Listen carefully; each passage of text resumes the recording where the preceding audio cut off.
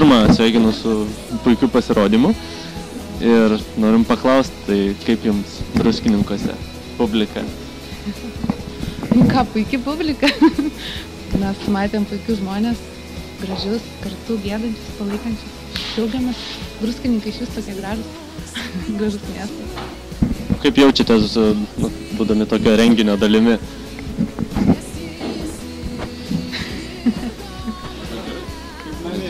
Jo, panašu, kad druskininkiečiai labai mėgsta muziką, net 2 kartus paprašėte pakartoti.